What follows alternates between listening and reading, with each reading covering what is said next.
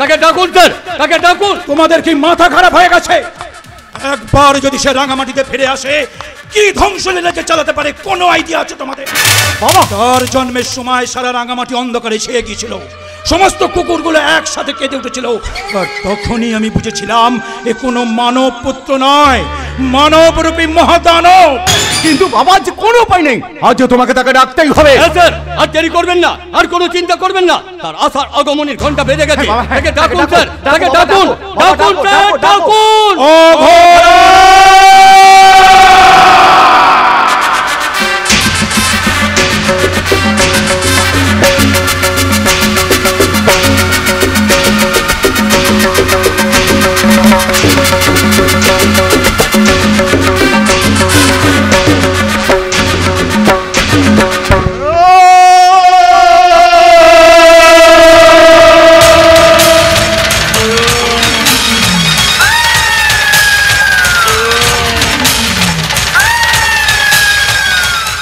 গজেন্দ্রনাথ, স্নেহলতা ব্যানার্জি তার পাঠশালার খবর কি?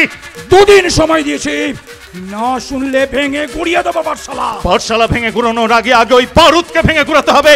আর পাঠশালা যদি ভেঙে গুড়াতে না পারিস, তাহলে পরবর্তীকালে ওই পাঠশালা থেকে শত শত বারুদের উৎপত্তি ঘটবে। আর তারা সম্মিলিত হলে তোদের জিনা হারাম হয়ে যাবে। তুমি কি বলছো অঘোরা? এতে এত অবাক হলে হবে গজেন্দ্রনাথ, এর থেকে বড় একটা ধাক্কা আসতে চলেছে এই রাঙামাটিতে, যেটা সামলানো খুব একটা সুবিধার হবে বলে মনে হচ্ছে না। ধাক্কা? কোন ধাক্কার কথা তুমি বলছো অঘোরা? গোপন সূত্রে খবর পাওয়া গেছে ডিপার্টমেন্ট এক আইপিএস অফিসারকে ছদ্মবেশে পাঠিয়েছে এই রাঙামাটিতে। কারণ তোর কোম্পানিতে চলা সমস্ত রকম অসামাজিক কাজের খবর তো পুলিশ ডিপার্টমেন্টের কাছে লিক করে দিয়েছে। না না না, এই অসম্ভব। এ কাজ কে করতে পারে? এটা বড় কথা নয়, তার থেকে বড় কথা হলো আমাদের ওই আইপিএস অফিসারকে খুঁজে বার করতে হবে, যে কিনা বহুর অফিসে যে আমাদের চোখে ধুলো দিয়ে বেড়াচ্ছে। যদি সে বারুদ হয় তাহলে অবশ্যই চুনপুরি বারুদকে তুমি তো একাই শেষ করে দিতে পারো অঘোরা। অঘোরা যাকে মারবে ভাবে তাকে আধমারা করে রাখে না গজেন্দ্রনাথ।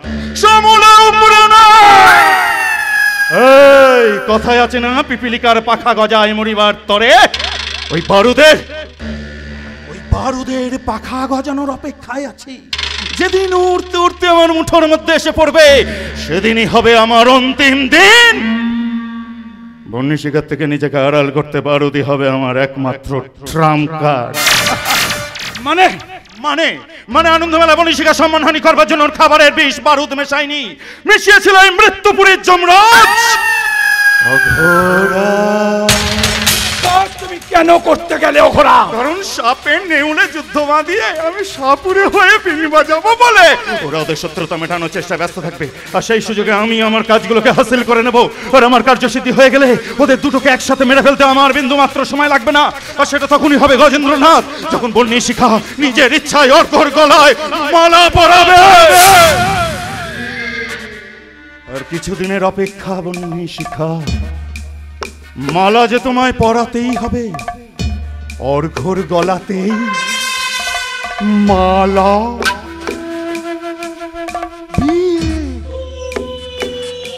সিঁদুর, তারপর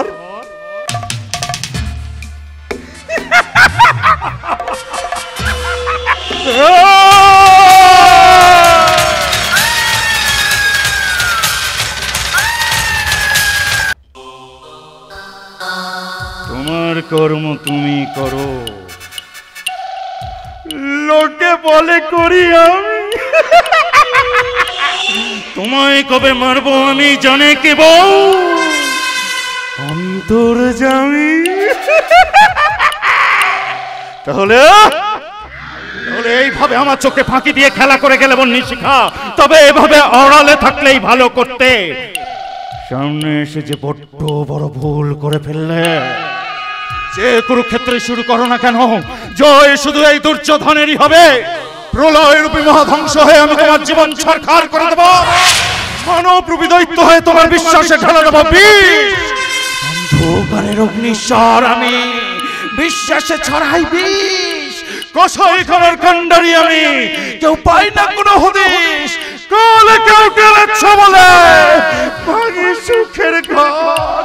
শকুনি হয়ে মরণ পাবে।